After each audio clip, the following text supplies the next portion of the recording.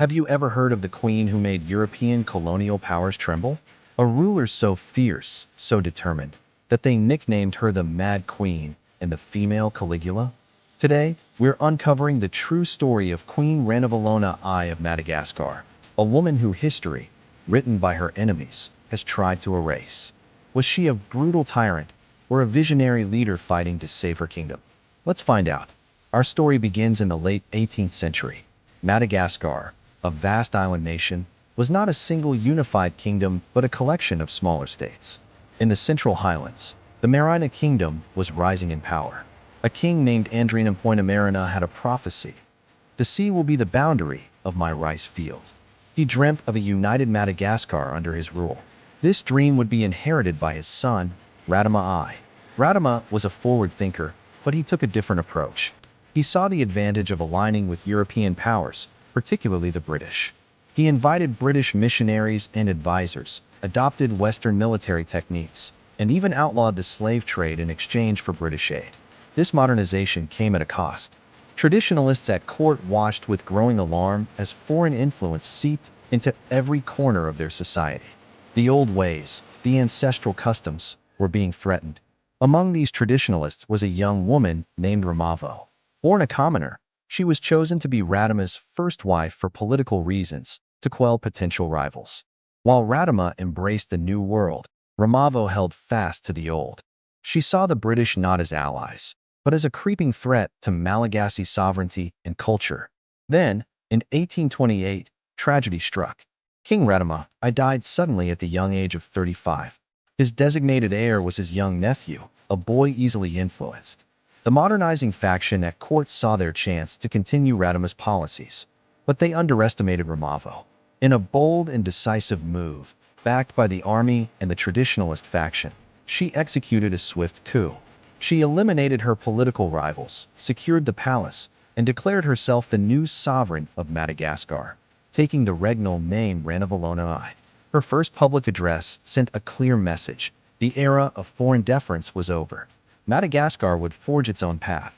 From the moment she took the throne, Queen Ranavalona I began a systematic reversal of her late husband's policies.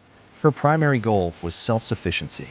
Why rely on foreign powers when Madagascar had the resources and the people to stand on its own? She expelled the London Missionary Society, seeing Christianity as a tool of cultural colonization that undermined the authority of the ancestral spirits and, by extension, her own divine right to rule. She declared that her subjects were forbidden from converting. This wasn't just about religion. It was a declaration of cultural independence. She revived and reinforced traditional customs. One of the most famous and most controversial was the Tangina ordeal. This was a trial by poison used to determine guilt or innocence. An accused person would ingest a poison from the nut of the Tangina shrub. If they survived, usually by vomiting up the poison, they were declared innocent. If they died, it was proof of their guilt. To Western eyes, this was barbaric. But within the Malagasy belief system, it was a sacred ritual, a divine judgment beyond the manipulation of men. For Ranavalona, it was a powerful tool to enforce loyalty and root out those she considered traitors, especially suspected Christians. Her policies sent shockwaves all the way to Europe. The British and French, accustomed to having their way in the region, were furious. They had invested time and resources into Madagascar, hoping to turn it into a pliable client state. Ranavalona had slammed the door in their faces. In 1829, a French naval fleet attacked the eastern port of Foul Point, but they underestimated the Queen's resolve. The Malagasy forces, though perhaps not as technologically advanced, fought with ferocious determination. They repelled the French attack, and Ranavalona sent a chilling message to the defeated invaders. She had the heads of the slain French soldiers impaled on pikes along the shoreline, a gruesome warning to any other power that dared to challenge her sovereignty. The message was received loud and clear. Isolated from Europe, Ranavalona knew that military strength was key to survival. But how could she arm her nation without trading with the very people she wanted to keep out?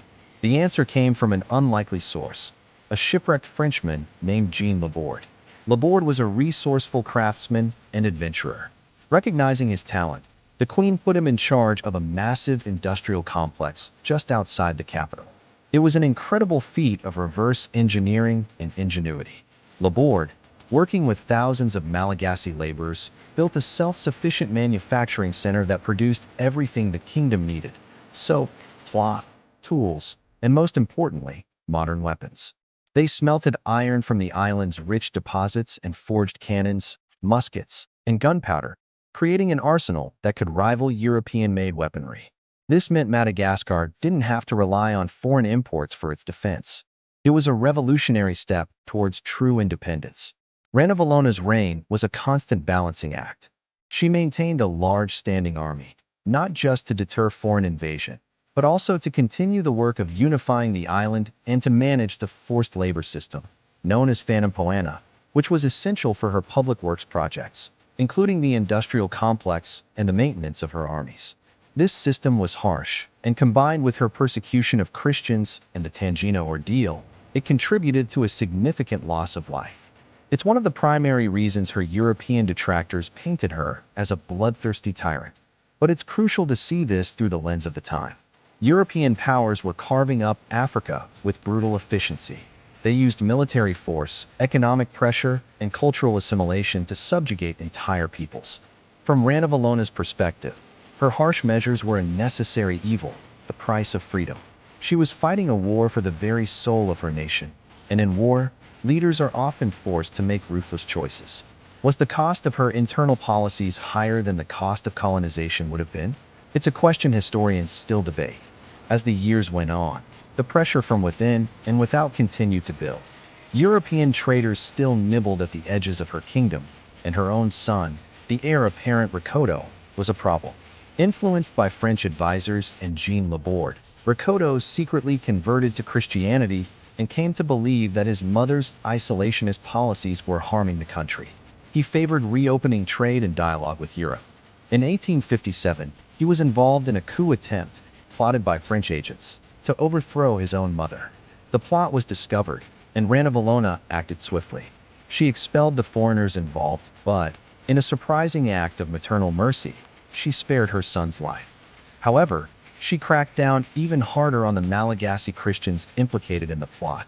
After 33 years on the throne, Queen Ranavalona I died in her sleep in 1861 at the age of 83. Her funeral was a spectacular event, a testament to the power and tradition she had championed. An accidental explosion of gunpowder during the ceremony was seen by many as a final, thunderous farewell from a queen who had ruled with fire and iron. Her son succeeded her as Radama II, and just as she had feared, he immediately reversed her policies. He threw open the doors to Europe, signing lopsided treaties that gave away vast swaths of Malagasy land and resources to France. The very independence his mother had fought so hard and so brutally to preserve began to unravel. Within just 2 years, Radama II was assassinated by the same traditionalist faction that had brought his mother to power, but the damage was done. The decades that followed were a slow slide into colonization. In 1897, just 36 years after Ranavallona's death, the French officially annexed Madagascar, and the Marina monarchy was abolished. Hero or a tyrant? Let me know your thoughts in the comments below. Thanks for watching, and if you enjoyed this journey into hidden history, make sure to like, subscribe, and hit that notification bell for more stories that challenge the official narrative. See you next time.